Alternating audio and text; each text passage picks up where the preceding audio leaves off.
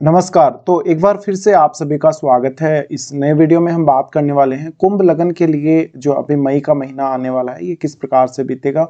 आप अपनी personal life, अपनी प्रोफेशनल लाइफ या अपने रिलेशनशिप को किस प्रकार से प्लान कर सकते हैं, कौन कौन से मेजर चेंजेज आपको इस मंथ में देखने को मिल सकते हैं। तो यहाँ देखिए, आपको कुछ गोचर इसी प्रकार से दिखाई देगा जैसा कि हमने इस कुंडली में आपको दिखाया है फिलहाल।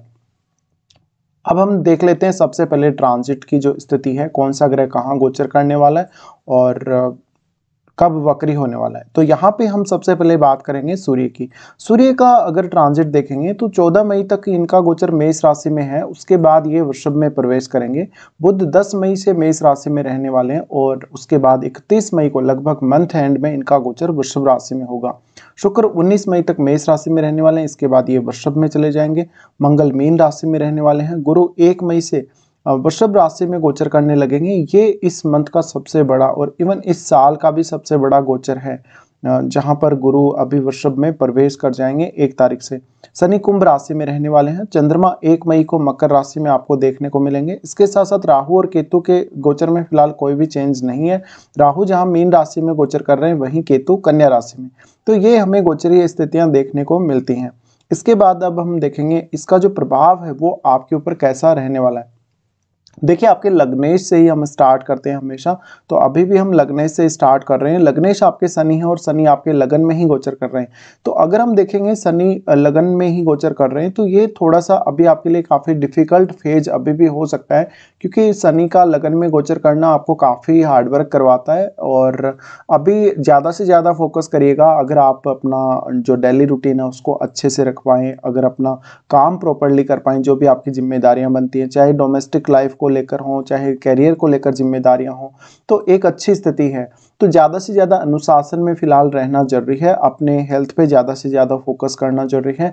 अब लगन का शनि है तो निश्चित ही ओल्ड एज के लोगों के लिए भी ये शनि काफ़ी फेवरेबल है, क्योंकि ये आयु को बढ़ाता चला जाता है। अब यहाँ शनि है तो निश्चित ही जो लोग राजनीति से जुड़े हैं या किसी भी प्रकार के ऐसे प्रोफेशन से जहां पर आप लोगों के साथ घुल मिल के काम कर रहे होते हैं या लोगों के लिए ही काम कर रहे होते हैं, तो ऐसी कंडीशन में शनि आपको ज़्यादा से ज़्यादा सपोर्ट दिलाते हैं। इसके साथ ही साथ आप समाज का जो निम्न वर्ग है, जो पिछड़ा हुआ वर्ग है, उसके लिए कुछ स्पेशल कर सकते हैं। शनि यहाँ है तो शनि 12वें घर का भी स्वामी, 12वें घर के स्वामी होकर जब इस प्रकार से शनि ट्रांजिट कर रहे हैं, तो ऐसे में जो लोग विदेश में सेटल्ड हैं, जिनका कुंभ लगन है, उन लोगों के लिए भी स्थिति काफ़ी फेवरेबल है। और जो लोग विदेश जाना चाहते हैं, विदेश में यात्रा करना चाहते हैं एक बार के लिए, उनके लिए भी स्थिति काफ़ी अच्छी नजर आती है। इसके साथ साथ आपका अगर विदेश से अर्निंग्स आ रहा है, कुछ पैसा वैसा आ रहा है, तो आपको काफ़ी फायदा मिलने वाला। अब शनि का अगर हम इस वक्त देखेंगे तो शनि सबसे पहले देखते हैं आपके तीसरे भाव को, जहां वो अपने नीच के घर को देख रहे हैं। यहाँ शनि अच्छे रिजल्ट्स करेंगे, क्योंकि देखिए, अपना नीच का घर जब भी शनि अपने खुद के साइन से देखेंगे तो यहाँ पे हमेशा शनि आपको थोड़ा सा प्रोटेक्शन देने की कोशिश करेंगे। और क्योंकि इस तीसरे भाव में भी 3 ग्रहों का गोचर है इस मंथ में, तो ये स्थिति में लगभग ज़्यादा से ज़्यादा अपनी स्किल्स पे, अपने काम पे, अपनी क्रिएटिविटी पे फोकस करेंगे तो ज़्यादा बेटर है। फिर शनि यहाँ 3rd हाउस को देख रहे हैं, तो मेहनत आपकी प्रॉपर होगी तो आपको सफलता भी उतनी ही जल्दी मिलेगी। और ये केस में अपने काम पे फोकस्ड रहना बहुत ज़्यादा जरूरी हो जाता है आप लोगों के लिए। फिर शनि का एस्पेक्ट है आपके 7वें भाव पे। 7वें भाव पे जहाँ पर शनि का एस्पेक्ट है, ऐसी कंडीशन में आपके जो भी जिम्मेदारी बनती है लोगों के प्रति, अपने जीवन साथी के प्रति या अपने जो भी रिलेशनशिप है लोगों के साथ, उनके प्रति, उनको आप पूरा करिएगा ईमानदारी से। साथ ही साथ शनि का एस्पेक्ट है आपके 10th हाउस पे। 10th हाउस पे एस्पेक्ट होने की वजह से अभी भी अगर आपको प्रमोशन वगैरह के लिए कुछ चेंजेस देख रहे हो या कुछ अपने करियर में चेंजेस देख रहे हो, तो आप थोड़ा सा प्लानिंग करके चल सकते हो। बट अभी भी यहाँ काफ़ी समय है, काफ़ी समय आपको लग सकता है कुछ बड़ा चेंज आने में। इसके साथ साथ हालांकि गुरु का सपोर्ट आपको इस मंथ में अवश्य मिल जाएगा, लेकिन लगभग अभी गुरु का प्रवेश हुआ ही है, तो अभी यहाँ भी कुछ खास उतना है नहीं कैरियर के लिए। जो स्थिति लगभग पहले चली आ रही थी वैसे के वैसे ही है, कुछ ज़्यादा बड़ा चेंज नहीं है। एक ट्रांसफॉर्मिंग फेज जो है अभी स्टार्ट होगा इस मंथ से आपका, उसके बाद आगे कुछ जल्दी चेंजेस देखने को मिल सकते हैं। अब देखिए, यहाँ पे अगर हम देखेंगे तो यहाँ पे शनि जो है, शनि क्योंकि यहाँ अपना उस साइन को देख रहे हैं जो कालपुरुष के हिसाब से हम 8वें भाव को लेते हैं जिस प्रकार से, तो ऐसी कंडीशन में शनि यहाँ वैसे तो काफ़ी अच्छे रिजल्ट्स करेंगे। ऐसी बात नहीं है कि शनि कुछ प्रॉब्लम करेंगे, बट काम में बहुत ज़्यादा धीमापन रह सकता है, काम में बहुत ज़्यादा स्लो स्थिति रह सकती है, तो ये थोड़ा सा आपके लिए प्रॉब्लमेटिक रहेगा। और थोड़ा थोड़ा आलसीपन सा आपके अंदर रह सकता है, जो एक बहुत ज़्यादा दिक्कत वाली बात है आप लोगों के लिए। इसके बाद हम देखेंगे गुरु के गोचर को। गुरु आपके दूसरे भाव और आपके 11वें भाव के स्वामी बनते हैं। गुरु का गोचर हो रहा है फिलहाल वृषभ राशि में। वृषभ राशि का गुरु है तो निश्चित ही यहाँ पर आपको अपने घर परिवार के साथ समय थोड़ा बिताना चाहिए, अपनी मदर के साथ भी स्पेशली। साथ साथ में आपको प्रॉपर्टी या ऐसे किसी काम से फायदा हो सकता है, फैमिली का सपोर्ट बहुत अच्छा मिल सकता है। साथ ही साथ आपका क्योंकि जो फैमिली के प्रति जो रवैया है काफ़ी अच्छा रहेगा, सपोर्टिव रवैया रहेगा, तो इस केस में फैमिली के साथ थोड़ा टाइम स्पेंड करें और फैमिली के जो कार्य हैं उन पे थोड़ा सा ध्यान दें तो बेटर रहेगा। इसके साथ ही हम अगर गुरु के दृष्टियों को भी देखेंगे तो गुरु की जो दृष्टि सबसे पहले आपके 8वें भाव पे, जहाँ पे केतु का ट्रांजिट है फिलहाल, तो यहाँ गुरु आपको एक अच्छा प्रोटेक्शन देने का काम करेंगे। अगर आपके कुंडली में शुक्र बहुत मजबूत स्थिति में है तो ऐसा गुरु है आपके लिए कुछ ना कुछ नया इनकम सोर्स ला सकता है, या कोई ऐसी स्थिति ला सकता है जहाँ पर पैतृक संपत्ति से कोई फायदा होगा, या आपको कोई सडनली कहीं से धन लाभ या सहायता मिलेगी धन के रूप में। उसके बाद गुरु यहाँ से देख रहे हैं आपके 10th हाउस को ही। 10th हाउस को गुरु द्वारा देखा जाना एक बहुत अच्छी स्थिति को दिखाता है, जहाँ अपने मित्र के घर को गुरु देख रहे हैं। और मित्र के घर को जब गुरु देख रहे हैं तो यहाँ जो भी प्रॉब्लम्स आपको आ रही हैं करियर को लेके, या हो सकता है अपने स्किल्स का पूरा इस्तेमाल आप अपने करियर में नहीं कर पा रहे हो, तो एक बहुत अच्छी स्थिति को यहाँ जो गुरु है क्रिएट कर रहे हैं। तो यहाँ पे आपको अपने स्किल्स पे, अपनी नॉलेज पे ज़्यादा से ज़्यादा फोकस करना, अगर आप किसी भी प्रकार के भले ही करियर में हो। फिर गुरु का एस्पेक्ट है आपके 12वें भाव पे। 12वां भाव जहां इनकी नीच की राशि है, ऐसे में गुरु ज्यादा से ज्यादा आपको मदद करेगा अगर आप विदेश से कनेक्टेड हो, या आपका कोई बिजनेस भी है जो विदेश से कनेक्टेड है, तो ऐसे में विदेश से फायदा होने के ही ज्यादातर चांसेस यहाँ देखने को मिल सकते हैं। उसके बाद हम लेंगे यहाँ मंगल को। मंगल जो कि आपके 3रे भाव और आपके 10वें भाव के स्वामी बनते हैं। अब इस मंथ में जो है मंगल एक बहुत ही खास स्थिति में गोचर करेंगे, जहां वो अंगारक दोष क्रिएट कर रहे हैं राहु के साथ, और राहु के साथ भी ये दूसरे भाव में अंगारक दोष क्रिएट हो रहा है। तो यहाँ थोड़ा सा वाणी पे लगाम रखना जरूरी है। फैमिली के साथ कभी कभी थोड़े बहुत मतभेद हो सकते हैं। आर्थिक स्थिति में काफ़ी उतार चढ़ाव आ सकता है। आपको कोई भी ऐसा काम नहीं करना जिसमें स्पेकुलेशन से रिलेटेड काम है, जैसे या स्टॉक मार्केट में सडनली पैसा बनाना है या ऐसा कुछ, मतलब आप बहुत ही ज़्यादा सडनली उस काम को करेंगे और कभी कभी अपने इमोशंस पे भी अभी आप कंट्रोल नहीं रख पाएंगे, तो एक बहुत ही प्रॉब्लमेटिक स्थिति रह सकती है। हाँ, फैमिली के साथ किसी भी प्रकार का विवाद ऑलरेडी चल रहा है तो विवाद और ज़्यादा बढ़ सकता है। आपका बिहेवियर है वो मेन रहेगा इस मंथ में। आपका बिहेवियर अच्छा होना चाहिए हर किसी के साथ, तभी जाकर आप एक अच्छी स्थिति क्रिएट कर सकते हो और अपने काम पे ज़्यादा से ज़्यादा फोकस कर सकते हो। इसके साथ ही मंगल है, तो मंगल 3rd हाउस का स्वामी होने की वजह से ज़्यादा आपको काम करने, पैसा अर्न करने के लिए या अपनी कुछ ऐसी चीज़ें खरीदने के लिए फोर्स करेगा, जहाँ पर आप उन चीज़ों का इस्तेमाल करना चाहेंगे, आप उनको ज़्यादा से ज़्यादा यूज करना चाहेंगे, और वो पैसा हो सकता है या कोई और लग्जरी वस्तु हो सकती है या प्रॉपर्टी वगैरह हो सकती है। साथ ही थोड़ा भाइयों के साथ यहाँ दिक्कत आ सकती है, और प्रॉपर्टी का अगर कोई विवाद चल रहा है तो थोड़ी सावधानी जरूर बरतें। इसके साथ ही 3रे भाव के स्वामी का कनेक्शन है राहु के साथ, तो फैमिली सहित अगर आप विदेश जाना चाहते हो या कोई ऐसा टूर करना चाहते हो तो समय आपके फेवर में रहेगा। इसके साथ साथ थोड़ा सा खान पान पे भी ध्यान दीजिएगा। आपको अगर कोई ऐसी लत है, जो बुरी लत अगर आपको लगी हुई है, तो ये आपको काफ़ी प्रॉब्लम में डाल सकती है। अब यहाँ पे जो मंगल हैं, मंगल का एस्पेक्ट अगर हम देखेंगे, वैसे मंगल 10th लॉर्ड भी हैं, तो ऐसे केस में राहु के साथ जब भी ये युति कर रहे हैं तो आपको अपने कैरियर को लेकर एक्सपेक्टेशंस बहुत ज़्यादा हाई रहने वाली है, तो थोड़ा सा यहाँ भी आपको कंट्रोल करना पड़ेगा। अपने बॉस के साथ भी रिलेशंस को अच्छा रखना पड़ेगा। अब देखिए यहाँ जो स्थिति क्रिएट हो रही है, मंगल यहाँ से सीधा सीधा एस्पेक्ट कर रहे हैं आपके 5वें भाव को। 5वें भाव को जब इस प्रकार से मंगल एस्पेक्ट करते हैं तो आपको कुछ नया रिलेशनशिप या किसी के साथ फ्रेंडशिप या कोई लव अफेयर, इन सब की तरफ जाने के चांसेस बहुत अधिक है, और आपको स्पेकुलेटिव जो काम है उनमें ज़्यादा इंटरेस्ट बढ़ेगा इस मंथ में। तो यहाँ हो सकता है आप अपना पैसा गंवा सकते हैं या कोई ऐसा बहुत बड़ा रॉन्ग डिसीजन ले सकते हैं जिसकी वजह से आपको नुकसान हो जाएगा।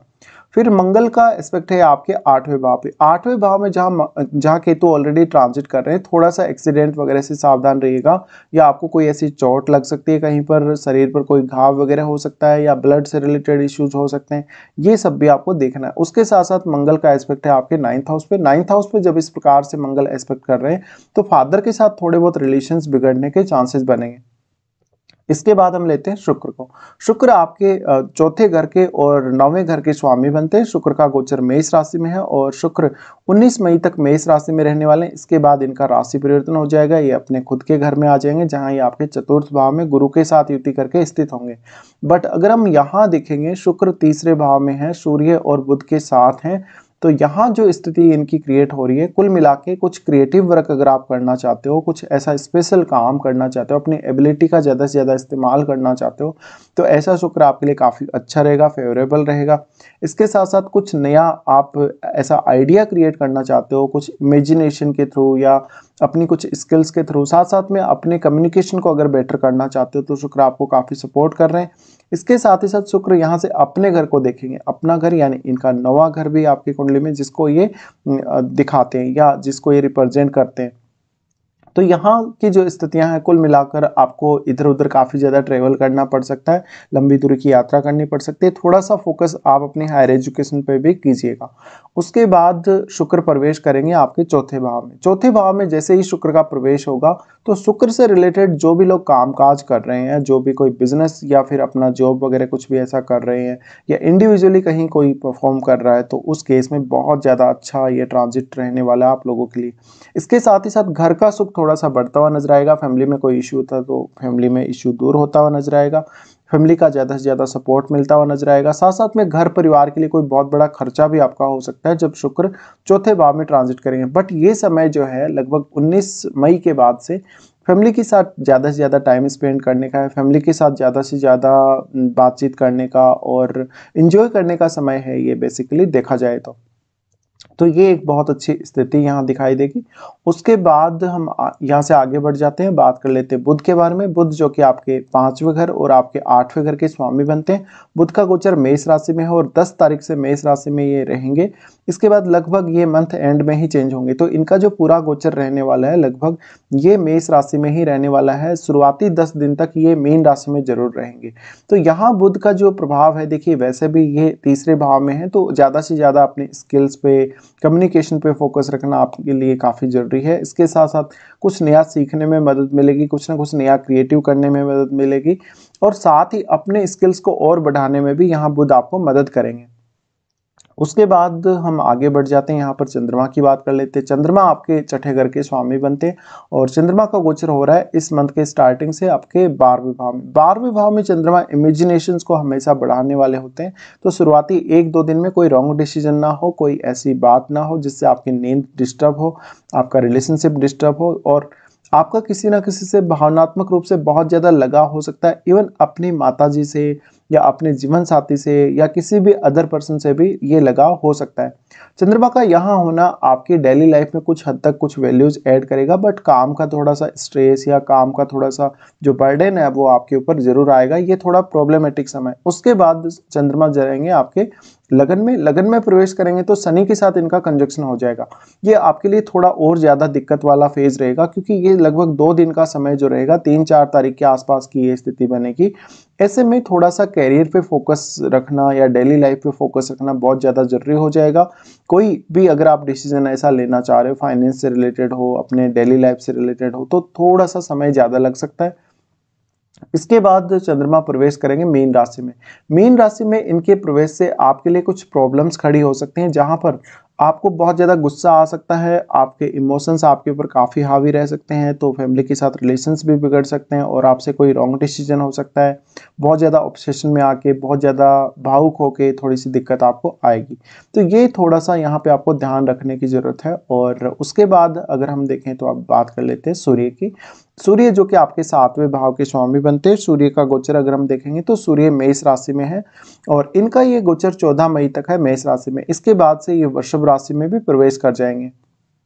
तो 14 मई तक की जो स्थितियां हैं उनमें आपका साहस काफी बढ़ा हुआ रहेगा। आपको कोई भी रिस्क लेना है, कोई भी ऐसा साहसिक कार्य करना है, तो ये समय आपके लिए काफी फेवरेबल है। इसके साथ साथ थोड़ा सा फोकस कीजिएगा अपने स्किल्स पे, थोड़ा सा ध्यान दीजिएगा अपने बिजनेस पे भी। साथ साथ में जो डेली लाइफ है वो आपकी कैसे बेटर रह सकती है, कैसे बेटर हो सकता है। और यहाँ पर शुक्र और बुध भी सूर्य के साथ है। हालांकि बुध तो 4-5 दिन के लिए ही साथ रहने वाले हैं, बट फिर भी एक अच्छी स्थिति क्रिएट हो रही है कुल मिलाकर 4-5 दिन के लिए। तो यहाँ थोड़ा सा कुछ नया लर्निंग्स, कुछ नया नया आपको अपने कम्युनिकेशन में ऐड करना है, कुछ अपने स्किल्स में ऐड करना है, तो थोड़ा फोकस करके चल सकते हो। अब क्योंकि ये जो सूर्य हैं सप्तम के स्वामी होने की वजह से जिन लोगों का भी कोई बिजनेस है या कोई और अदर काम है, उन लोगों को थोड़ा ये सूर्य बिजी रख सकता है। साथ साथ में पार्टनर के साथ कहीं टूर करने के भी चांसेस बन सकते हैं आपके। उसके बाद सूर्य प्रवेश करेंगे चतुर्थ हाउस में। चतुर्थ हाउस में जब सूर्य प्रवेश करेंगे तो यहाँ गुरु के साथ इनका कंजक्शन होगा। ये आपके लिए बहुत ही बेस्ट स्थिति रहेगी। कैरियर में यहाँ सूर्य आपको ज़्यादा से ज़्यादा सपोर्ट करते हुए नजर आएंगे। तो कुल मिलाकर अगर आप अपना प्रोफेशन में कोई चेंज देखना चाहते हैं या प्रमोशन वगैरह के लिए देख रहे हैं या आपको कुछ और प्लान करना अपने कैरियर वाइज, तो ये स्थिति जो है सूर्य यहाँ दिखा रहे हैं जो 14 मई के बाद से आप कुछ नया प्लानिंग करके रख सकते हो अभी आगे के लिए। तो 14 मई के बाद सूर्य आपको बेटर तरीके से सपोर्ट करते हुए नजर आएंगे आपके कैरियर में। तो कुल मिलाकर हमने अभी सभी ग्रहों के बारे में डिस्कशन कर लिया है। राहु और केतु का हम कोई विशेष डिस्कशन यहाँ नहीं करने वाले, ऑलरेडी इनके बारे में काफी बातें हो चुकी हैं पहले ही। अब देख लेते हैं कौन कौन से अच्छे दिन और कौन कौन से खराब दिन इस मंथ में आपके लिए निकल के आ सकते हैं।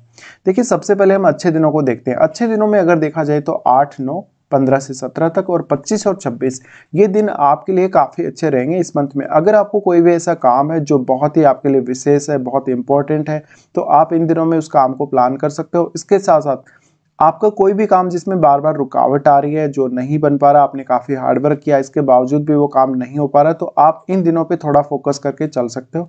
इसके बाद हम देखेंगे कौन कौन से खराब दिन भी इस मंथ में आने वाले हैं। चंद्रमा जब अपने घर में अपनी ही खुद की ही राशि कर्क में जब प्रवेश करेंगे 13 और 14 को, ये थोड़ा सा आपकी डेली लाइफ के लिए प्रॉब्लमेटिक समय रहेगा। इस समय किसी भी प्रकार से आप जो प्लानिंग किए उसके अकॉर्डिंग काम नहीं कर पाएंगे। 13 और 14 को कोई फाइनेंस से रिलेटेड या अपने डेली लाइफ से रिलेटेड डिसीजन लेते समय सावधानी बरतें।